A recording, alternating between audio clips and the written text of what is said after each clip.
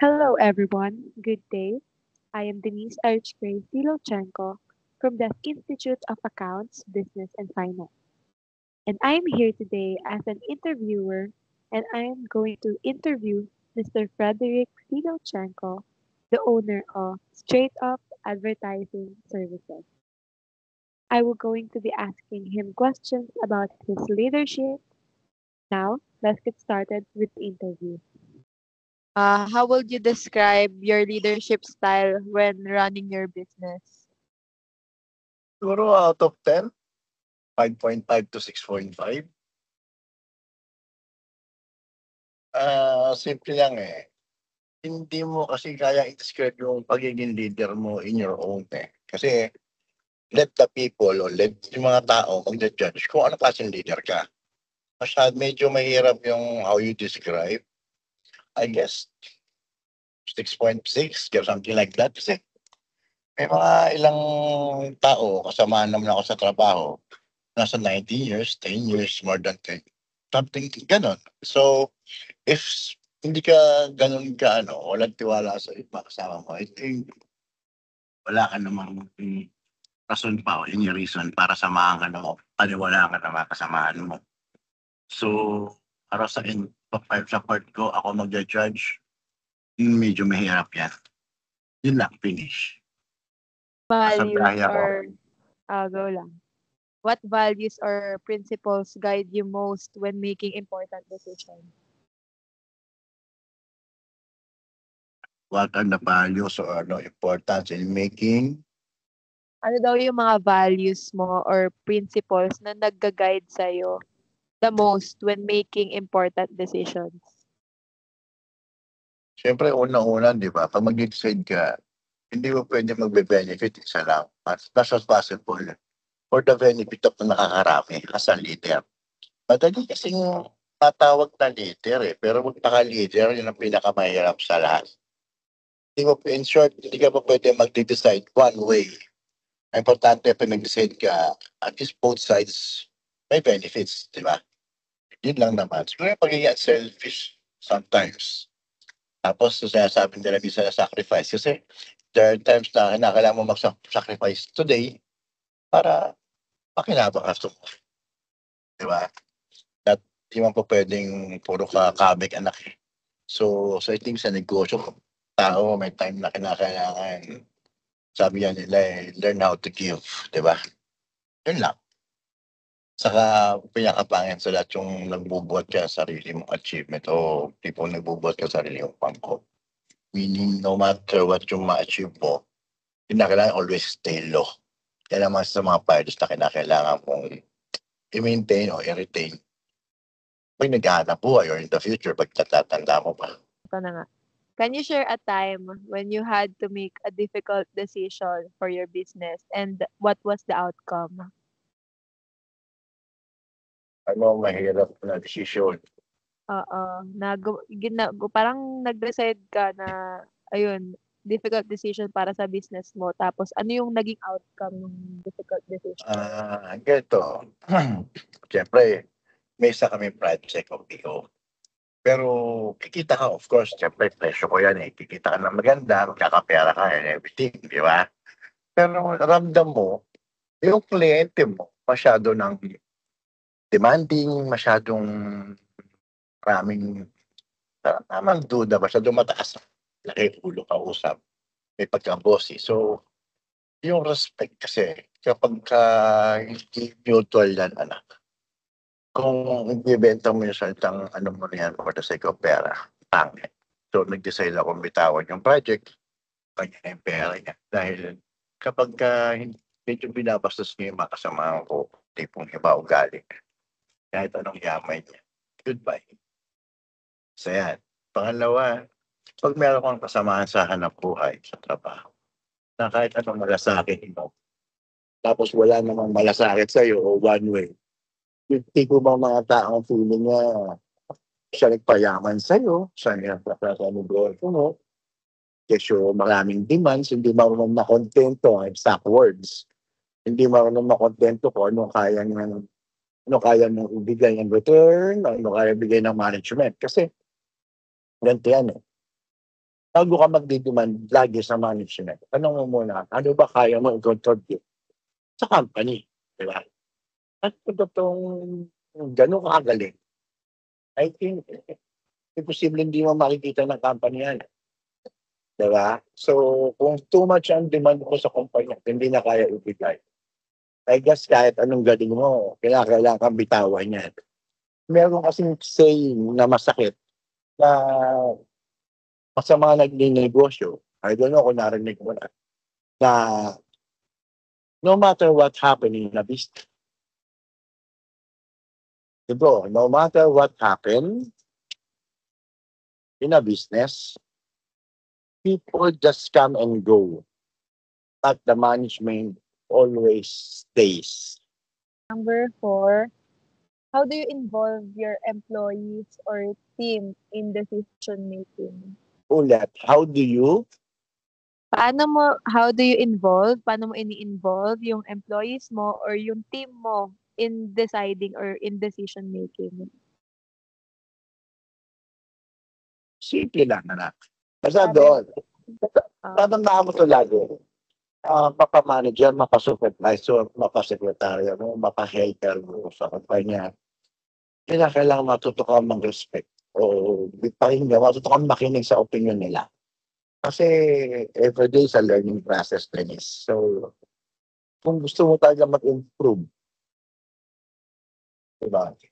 Matuto kang makinig, matuto ka ng mga simple opinion, simple tayo. Kasi hindi lahat nasa libro ang buhay ng tao. So, there are times talagang kailangan mo magbigay ng credit sa mga advices, sa mga good suggestions na kasamahan mo. Kasi owner ka na nga, manager ka na, credit grabber ka pa, di ba? Tapos sasabihin mo, you're always right, sila lagi mali. Hindi mo pwede yun. Saka mas magaan, anak, pag marunong ka makinig sa opinion ng mga kasamahan mo. Napakadaan. Tanggalin mo yung certain pride. Yung pride, masarap lang yan sa manok. Don't say na I'm the owner, so that's why I'm always right. Pangit yun. Next question. okay. So, what do you do when your decision doesn't go as planned? Well, siguro sa edad ko, no, not every plan talaga nag-fall according to your plan A. Kaya sabi ko sa'yo, di ba, dapat lagi ka may contingency sa buhay. Bakit contingency? Anak, ang alphabet, ginawa A to Z. Narinig mo na to eh. A Oo. to Z ang alphabet. So, bakit ka gagawa lang ng plan A? Di ba? Pag dumating nga anak sa plan A, ewan ko na. May pagkabit ka na nun. At least, hanggat maaari, ABC medyo good na yan. Okay? Ano pa? Wala kasi anak na, just sa tingin sa, pag sinabing planning, normally, parang ang perfect pakinggan yan eh. Na-plan ko yan, na product, promotion, place, whatsoever, yan. Mga basic na mga planning, magkano budgeting, magkano costing, magkano profit. Iba yung realidad eh, sa nangyayari. Sa ganyan. Dito, yung tanong is, ayun nga, paano mong minomotivate or ini-inspire yung mga kasamahan mo, yung team mo? Especially, lalo na pag, Kailangan during mo challenging sila, times. kailangan mo sila i-push. Ito yan eh. If they trust you, sasamahan ka nila. No need to motivate them. Kasi they will, alam mo, join sila sa'yo, sasamahan ka nila no matter what happen. Kasi alam naman ng mga kasamahan mo eh, na di ka perfect from the start. So, yung mga kasama mo na yan na totoo sa sa tabi mo, yan ang mga tao na kung instead na i-motivate or something, yan pa yung minsan yung mga tao mag-guide pa sa'yo along the way sa goal. So, tandaan mo, motivation is a word na parang pinupush mo yung taong. Pero hindi kahit ano, no matter what, anong push mo sa isang tao o i-motivate mo ang tao, kung medyo mahina, ulit walang tiwala sa'yo, useless yan. Di mo kinakailangang gamit ang mga uto eh. Pero pag may respect ka sa kanila, ramdam nila na may respeto ka. Eh, sabi niya sa salitang kanto, baka hanggang impyerno samahan ka nila. Tayo, dati, di ba? Nagnegosyo tayo, wala naman tayong kapital. Kapal lang ng mukha, sa kalakas lang ng loob, di ba? So, tinesting ko, subok, di ba? Maawa ng Diyos. So, buhay pa, kahit pa paano. Next question. At maganda to. What's the biggest leadership lesson na you've learned from experience?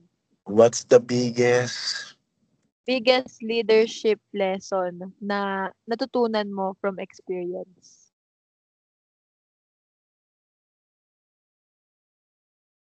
lesson as a leader? Siguro, tanggalin mo yung word na ako or I. Dapat laging tayo. Hindi pa pwedeng aasenso lang ako. Kinakailangan umasenso tayo. Sa yan. Kasi pag puro ka ako, hindi ka leader. Gusto mo lang maging boss. Yung sa leader na yan, utang na yan. Aanim na letra lang yan eh. Pag tinigtungan mo pa ng leadership, magiging 10. Bubuo sa spelling. Pero pinakamahirap na part na sa lahat yan. Maraming feeling leader na akala nila, ito sabi sa libro, ito sabi sa libro. Pinakamahirap sa lahat, anak, paano kuhanin ng tiwala at respeto ng kasamahan. Again, kinakailangan mo sakripisyo. Tanggalin mo yung word na I, tanggalin mo yung word na ako, palitan mo lagi na tayo. Oh, success natin ito. Yan, atin ito.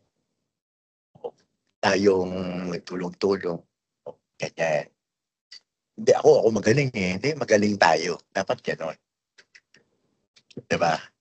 Isipin mo na lang, kung di tayo nagkakaunawaan pa, meron bang matibay na negosyo kung walang magaling na kasamahan?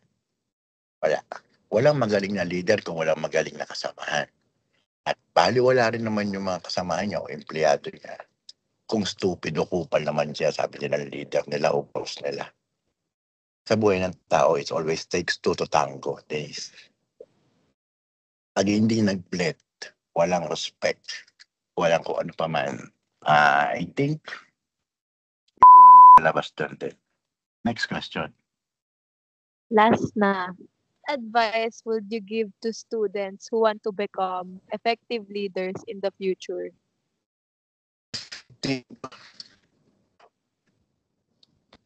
Ano?